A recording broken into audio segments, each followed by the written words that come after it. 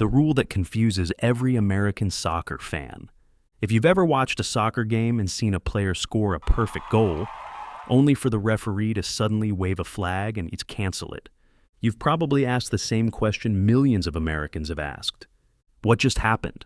That rule is called offside. It's the most confusing rule in soccer. It's the rule that starts arguments, confuses new fans, and somehow manages to make people angry even after they've learned it. But here's the good news.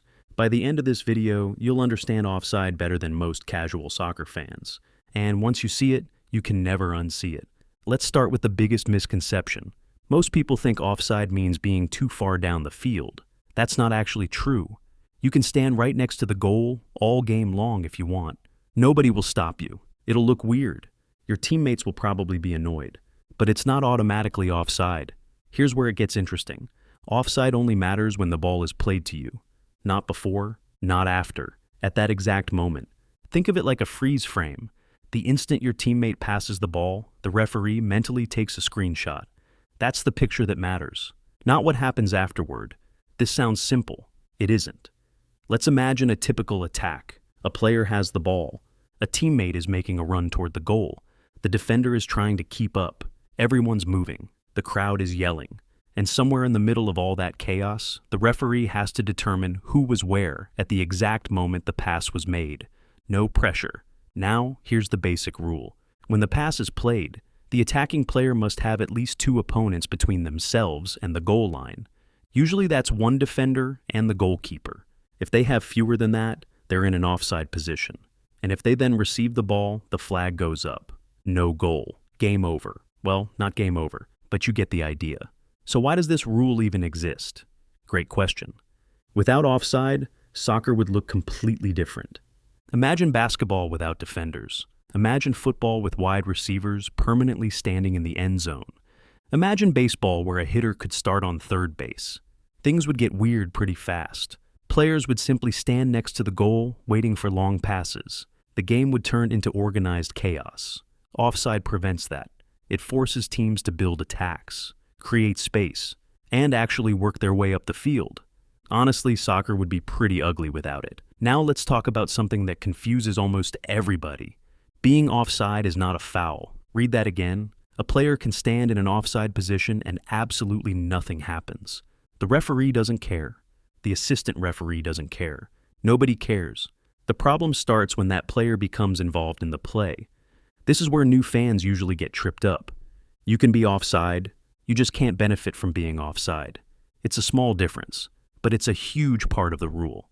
Now let's make things even more confusing. Because soccer loves doing that. A player can look offside and actually be onside. Why? Because the rule is based on body position.